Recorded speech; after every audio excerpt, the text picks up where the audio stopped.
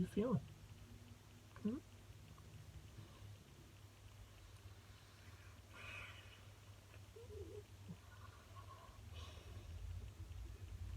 This was a rough weekend. You're a tough little squib. You are. You're a tough little squib.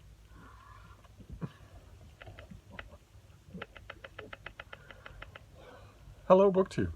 I'm back. It's Monday, and I have a Monday MegaStuff video for you after a rough weekend.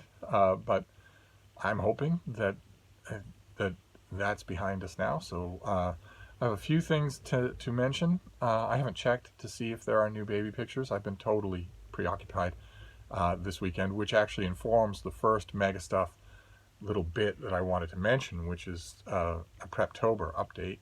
I was going to give you regular Preptober updates almost every day as part of our MegaStuff videos, but Preptober, for those of you who might be wondering what I'm talking about, is the month where you prepare for NaNoWriMo, where you prepare your 50,000 word manuscript. Not writing it, but everything else, where you plot it, where you outline it down to a fine detail, where you do out your character sketches and figure out what's going to happen and what isn't going to happen, where you sift and discard and reinforce all your various early ideas. We still have plenty of time. We're still in single digits in October, so we still have plenty of time to be doing that. And this weekend I haven't spared any thought at all for Kendra Victrix, my NaNoWriMo project. I haven't spared any time for it at all, and that, on one hand, gives me very little to talk about with Preptober, but on the other hand, it gives me a chance to tell you that it's all right to do that. That every once in a while, as the saying goes, life gets in the way. And then you just have to let it go. Unless it's helping you to get through things, you just have to let it go. And it wasn't helping me to get through things. I write fiction out of happiness, and there's been precious little of that this weekend. So I am only now getting back to Preptober and to thinking about my story, which is the ideological heart of which is one device to rule them all, a kind of one technological device that my main character has that becomes her only friend, her only companion when she is stranded in our world where that device does not exist. And I've got thinking about it because of my search for one device to rule them all. One device where I can record videos, where I can edit videos, where I can write documents, where I can email, where I can watch social media, where I can everything. We're at one device that will do everything, that will do all of that, so that I don't need a whole array of them. Some of you have been very funny about that search for one device, and this weekend a couple of you sent perfect emails, the kind of email I can't,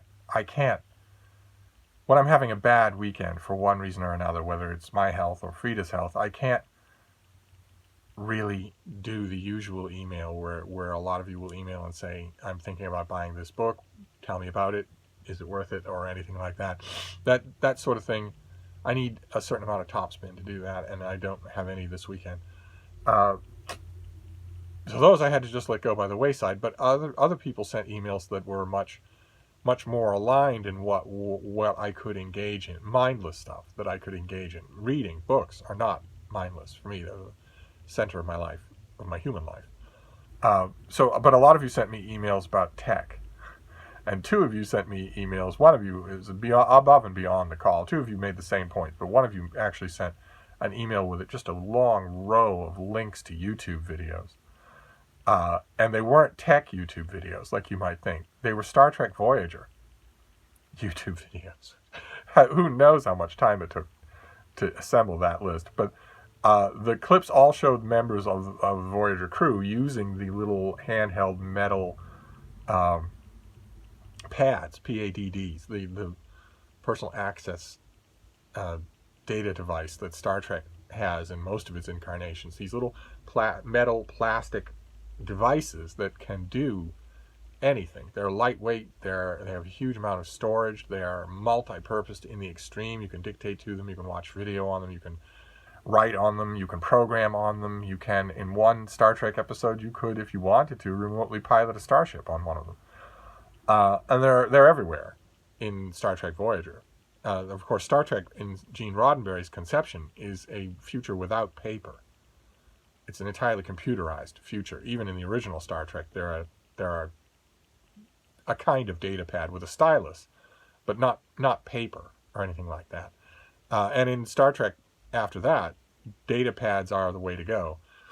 And one of you sent me an email with a ton of clips from Star Trek Voyager showing that not only do Star Trek Voyager crew use data pads all the time, which you might think would reinforce my search for the one device to rule them all, but also the point of the email to show that they use multiple data pads. Many, many, many data pads. In fact, as the sender pointed out, more data pads clustered around, say, one activity, like calculating something, then you would need iPads to calculate the same thing. They're everywhere. And this person combed through Voyager on YouTube and found a dozen clips that show that these things are disposable, that they are not interchangeable, that characters who are holding a data pad will often be then at the same time consulting and working on a giant console computer. And the point of that email, very gently expressed, was that even in Star Trek, which has been my template, there is no such thing as one device to rule them all. And the person who sent that email, I think you're probably watching, you probably know who you are.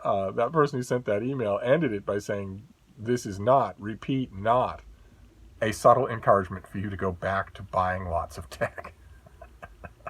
The person wanted to stress, they were just showing that to show that maybe I'm dreaming, I'm beating myself up over nothing, that I'm searching for a technology that maybe doesn't exist even 300 years from now. Not that I should, they were still stressing minimalism. They were still stressing that I should have a minimal number of devices that I use all the time. Not that I should go out and get a whole bunch of more technology, since even in the future they use it. So that's your, I guess your tech update, is that it has been pointed out to me what I should have realized. I should have remembered that myself, which is that on The Next Generation and Deep Space Nine and Star Trek Voyager, data pads are ubiquitous. There are many, many, many of them. They are not, it's not that that one person needs one thing to do any task. They need many. So I'll take that under advisement. Maybe I'll be less impatient with 21st century technology. But then in addition to that, we also have some mail to round things out for today. 3 packages, but 2 of them are boxes. So let's see what we have here. Okay, this first one is fantasy. Is that what this is? This is a fantasy novel, yes. This is Samantha Shannon. This is a Bone Season novel, The Mask Falling.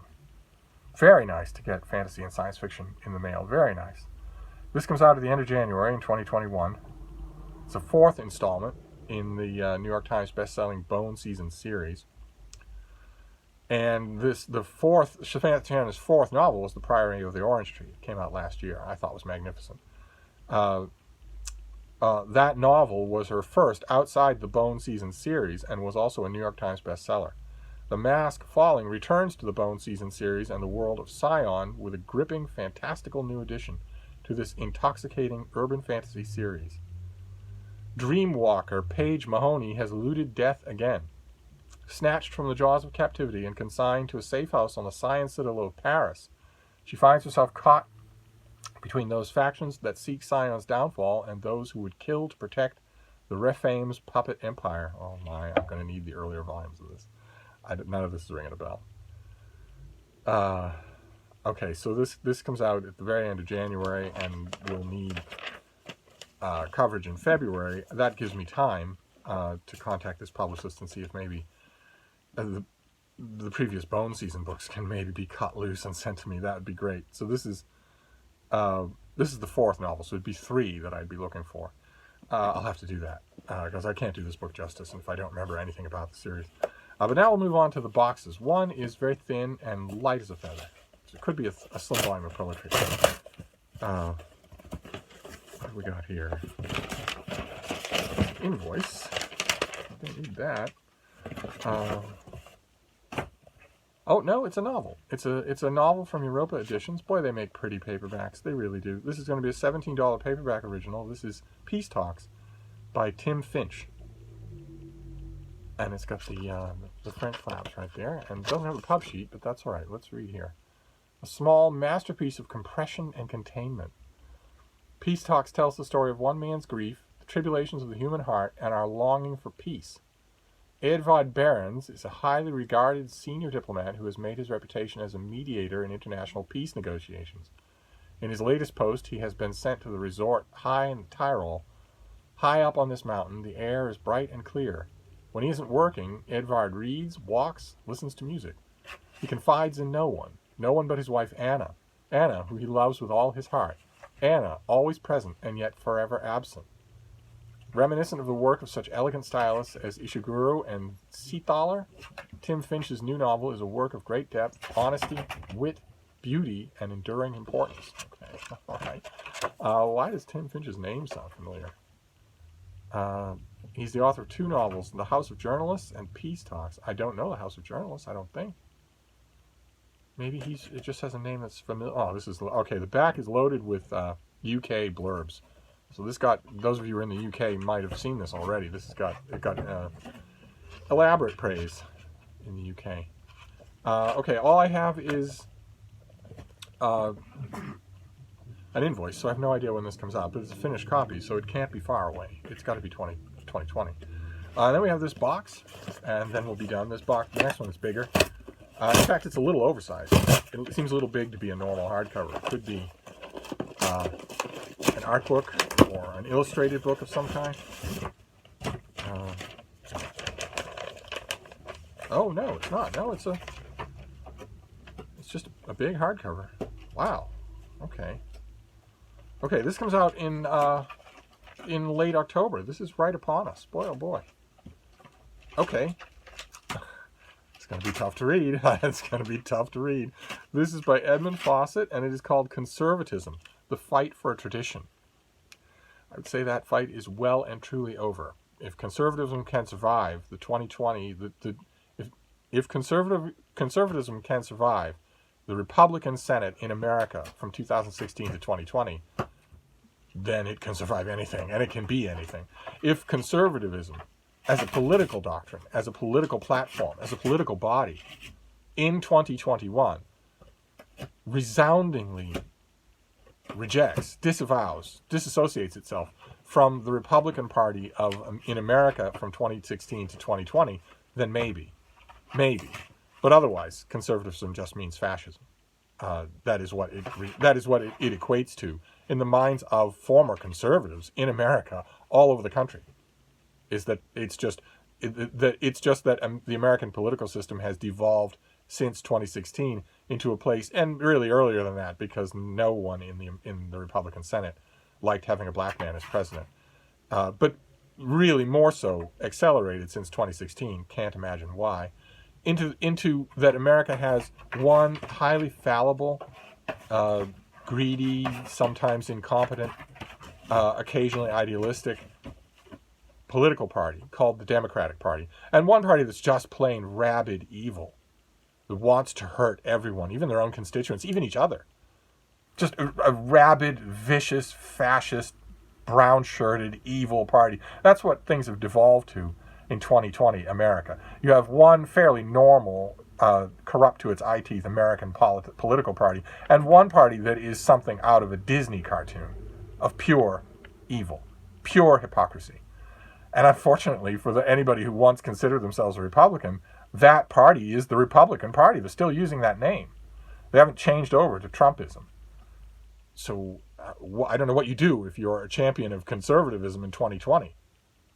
Because the party that aligns itself with the idea of conservatism has blown up the deficit, has advocated sending in federal troops to quell state risings, to state riots, state protests, and a million other things. So,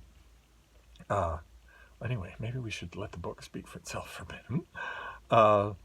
Okay, Kirkus Reviews gave this a starred review. That's a big deal. As we close in on the November presidential election, the meaning of conservatism is once again up for our discussion. Therefore, it is fitting to be publishing Conservatism, sequel to the critically acclaimed Liberalism. Some key takeaways from the book. This is going to be physically painful. Number one, Conservatism has dominated modern Western history, but is widely misunderstood on all sides in politics. Hold me to the record. If a Supreme Court seat comes open in President Trump's final year of his first term, I will be on the Judiciary Committee, and it will stay open until the election. Hold me on the record.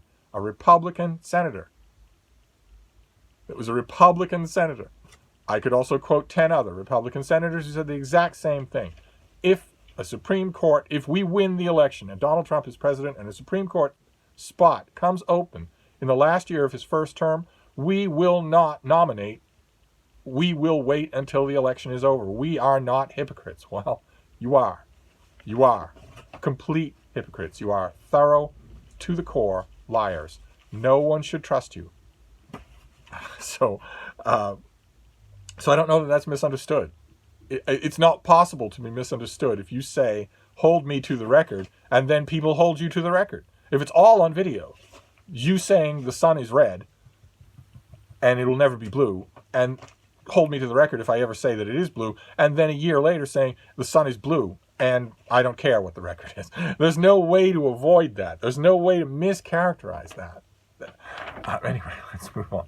Conservatives have skillfully managed opposite urges, obstinacy and compromise, taming or absorbing their historic rivals, liberalism and democracy, for 2 centuries. Okay.